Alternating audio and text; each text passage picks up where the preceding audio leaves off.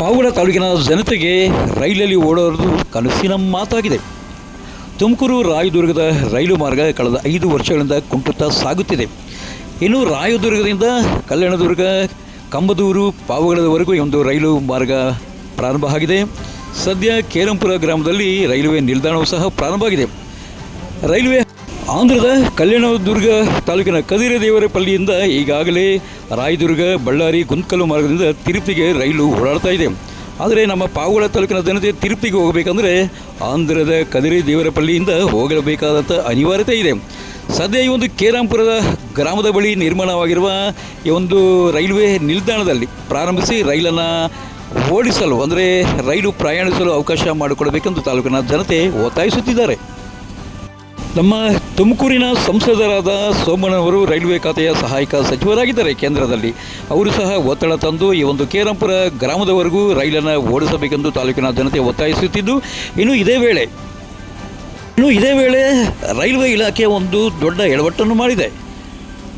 ಕೇರಂಪುರ ಗ್ರಾಮದ ಸರ್ವೆ ನಂಬರಲ್ಲಿ ರೈಲು ನಿಲ್ದಾಣ ಪ್ರಾರಂಭಿಸಿ ದೊಡ್ಡಹಳ್ಳಿ ಎಂದು ನಾಮಫಲಕವನ್ನು ಹಾಕಿದೆ. ಇದರಿಂದ ಕೇರಂಪುರದ ಗ್ರಾಮಸ್ಥರು ಈ ಒಂದು ರೈಲ್ವೆ ಇಲಾಖೆಯ ಮೇಲೆ ಆಕ್ರೋಶವನ್ನು ಹೊರಹಾಕುತ್ತಿದ್ದಾರೆ.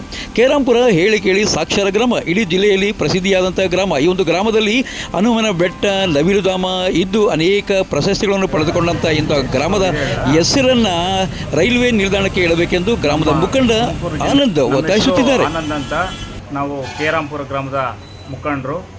ನಮ್ಮ ತುಮಕೂರು ಜಿಲ್ಲೆ ಪಾವಗಡ ತಾಲೂಕಿನ ಕೇರಂಪುರ ಗ್ರಾಮದಲ್ಲಿ ರೈಲ್ವೆ ನಿಲ್ದಾಣ ಕಾಮಗಾರಿ ಮುಕ್ತಾಯ ಆಗ್ತಾ ಇದೆ. ಈ ಒಂದು ರಾಯದುರ್ಗ ಮತ್ತು ತುಮಕೂರು ರೈಲ್ವೆ ಯೋಜನೆಯ ಮಾಡಿರುವ ಎಲ್ಲ ರೈಲ್ವೆ ಅಧಿಕಾರಿಗಳಿಗೂ ರೈಲ್ವೆ ಮಂತ್ರಿಗಳಿಗೂ ಕೃತಜ್ಞತೆಗಳನ್ನು ಸಲ್ಲಿಸುತ್ತಾ ಸ್ಥಳೀಯ ಸಮಸ್ಯೆ ಬಗ್ಗೆ ತಮ್ಮಲ್ಲಿ ವಿಚಾರ ವಿನಿಮಯ ಮಾಡಿಕೊಳ್ಳುವುದೇನೆಂದರೆ, ಈ ಒಂದು ಕೇರಂಪುರ ಗ್ರಾಮದಲ್ಲಿ ರೈಲ್ವೆ ನಿಲ್ದಾಣ ಪಾವಗಡದ ಮೊಟ್ಟಮೊದಲನೇದಾಗಿದ್ದು, ಈ ಒಂದು ರೈಲ್ವೆ ನಿಲ್ದಾಣಕ್ಕೆ ಪಕ್ಕದ ದೊಡ್ಡಹಳ್ಳಿ ಹೆಸರನ್ನು ನಾಮಕರಣ ಮಾಡಿದ್ದು ಈ ಒಂದು ರೈಲ್ವೆ ಇಲಾಖೆಯ ಒಂದು ಬೇಜವಾಬ್ದಾರಿತನವನ್ನು ಎತ್ತು ತೋರಿಸ್ತಾ ಇದೆ. ಈ ಒಂದು ಗ್ರಾಮದ ಸರ್ವೆ ನಂಬರ್ 29/673 ಓಡಿನ ಜಮೀನಿನಲ್ಲಿ ರೈಲ್ವೆ ನಿಲ್ದಾಣ ಆಗಿದ್ದು, ಈ ಒಂದು ಜಮೀನಿನಲ್ಲಿ ರೈಲ್ವೆ ನಿಲ್ದಾಣ ಕಾಮಗಾರಿಯನ್ನು ಅತಿ ಜರೂರಿಯಿಂದ ಮಾಡಿ ಈ ಒಂದು ಪ್ರಾರಂಭೋತ್ಸವಕ್ಕೆ ಸಿದ್ಧಗೊಂಡಿದೆ. ಈ ಒಂದು ಸಮಯದಲ್ಲಿ ದೊಡ್ಡಹಳ್ಳಿ ರೈಲ್ವೆ ನಿಲ್ದಾಣ ಎಂದು ನಾಮಕರಣ ಮಾಡಿ ಆ ಒಂದು ನಾಮ ಫಲಕವನ್ನು ಬರೆದಿರುವ ವಿಚಾರ ತಿಳಿದು ಗ್ರಾಮಸ್ಥರ ಎಲ್ಲರ ಪರವಾಗಿ ನನ್ನನ್ನು ಒಳಗೊಂಡು ಸಾರ್ವಜನಿಕರೆಲ್ಲ ರೈಲ್ವೆ ನಿಲ್ದಾಣ ಹತ್ರ ಹೋಗಿ ಈ ಒಂದು ರೈಲ್ವೆ ನಿಲ್ದಾಣದ ದೊಡ್ಡಹಳ್ಳಿ ಅಂತ ಏನು ಹೆಸರು ಬರೆದಿರ್ತಾರೋ ಅದನ್ನು ನಾವು ನಿಲ್ಲಿಸಿರುತ್ತೇವೆ.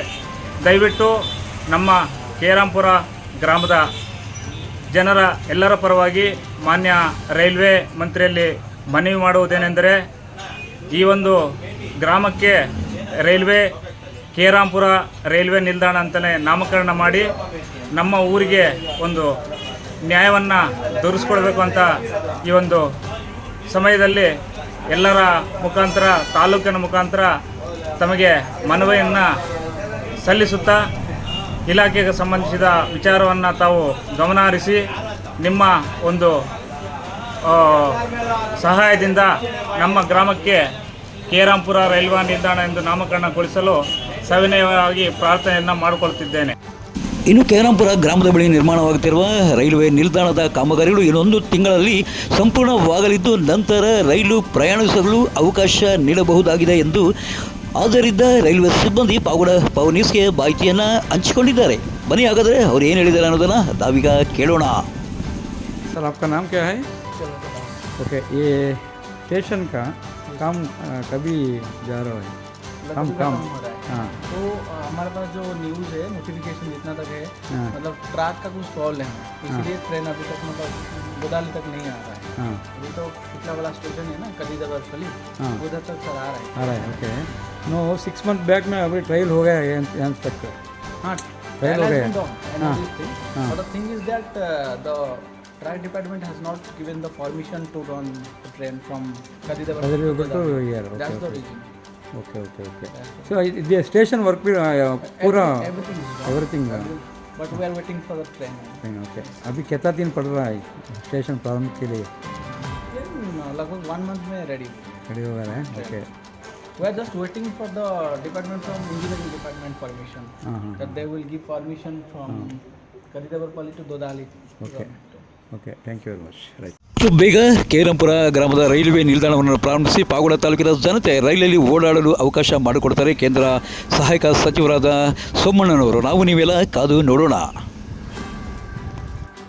ಪಾವಗಡ ತಾಲೂಕಿನ ತಾಜಾ ಸುದ್ದಿಗಳಿಗಾಗಿ ನಮ್ಮ ಚಾನಲನ್ನು ಪಾವಗಡ ಪವರ್ ನ್ಯೂಸ್ ಎಂದು ಟೈಪ್ ಮಾಡಿ, ಸಬ್ಸ್ಕ್ರೈಬ್ ಮಾಡಿ, ಜಾಹೀರಾತು ನೀಡಿ ಪ್ರೋತ್ಸಾಹಿಸಿ, ಬೆಂಬಲಿಸಿ.